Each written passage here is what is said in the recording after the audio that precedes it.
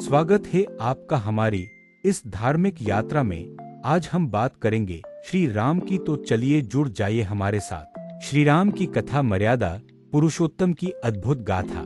एक समय की बात है जब अयोध्या नगरी में सत्य, धर्म और मर्यादा की गूंज सुनाई देती थी।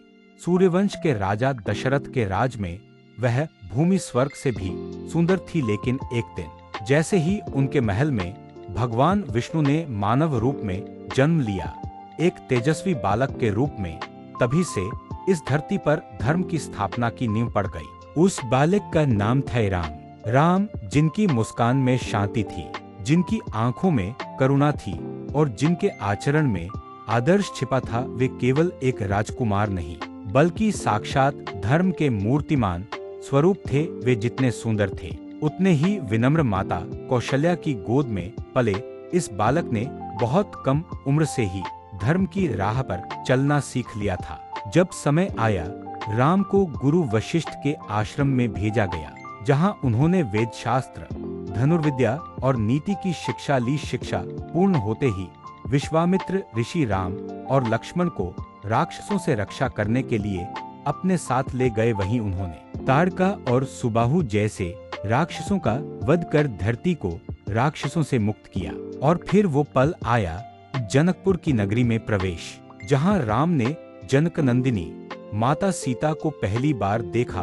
वह क्षण केवल प्रेम का नहीं, दो आत्माओं के पुनर्मिलन का था। शिवजी का विशाल धनुष, जिसे कोई उठा न सका, राम ने सहजता से उठाया और तोड़ दिया। जनकपुर में उल्लास गूंज उठा। राम और सीता का विवाह हुआ और अयोध्या में आनंद का सागर बहने लगा।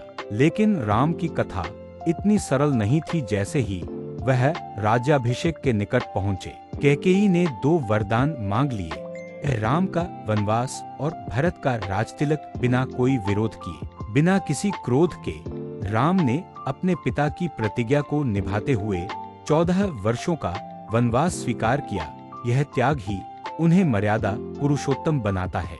वन में उनका साथ दिया सीता और लक्ष्मण ने। वे चित्रकूट में रहे, पंचवटी में रहे, ऋषियों की सेवा की, राक्षसों से रक्षा की। यहीं पर एक नाटक रचा गया। शूर्पणखा ने अपमानित होकर अपने भाई रावण को बुलाया, जिसने छल से माता सीता का हरण कर लिया। अब शुरू होती है राम की सबसे महान यात्रा, सीता की खोज और धर्म की स्थापना। हनुमान मिले, जो राम के सबसे बड़े भक्त बने। राम ने वानरों की सेना बनाई, समुद्र पर सेतु बनवाया और लंका की ओर प्रस्थान किया। युद्ध हुआ, एक ऐसा युद्ध जो केवल शक्ति का नहीं, बल्कि नीति, भक्ति और धर्म का प्रतीक था।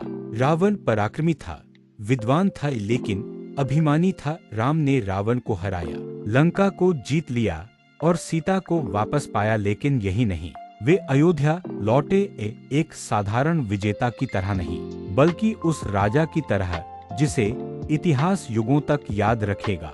राम ने राजसिंहासन पर बैठकर रामराज्य की स्थापना की, जहां कोई भूखा न था, कोई दुखी न था। उन्होंने न्याय, करुणा और मर्यादा से ऐसा राज्य चलाया जिसे आज भी आदर्श माना जाता है। श्री राम केवल राजा नहीं थे, वे धर्म की जीती जागती परिभाषा थे। उनका जीवन हमें सिखाता है कि सच्चा नेतृत्व बल से नहीं, चरित्र से आता है। त्याग, संयम, निष्ठा और प्रेम, यही राम का जीवन दर्शन है।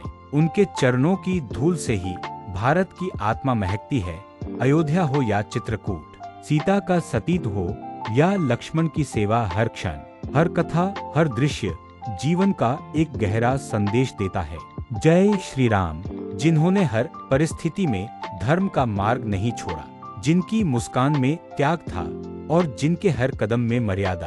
अगर आपको ये कथा पसंद आई हो तो हमारे चैनल को लाइक और सब्सक्राइब करना न भूले। जय श्री राम।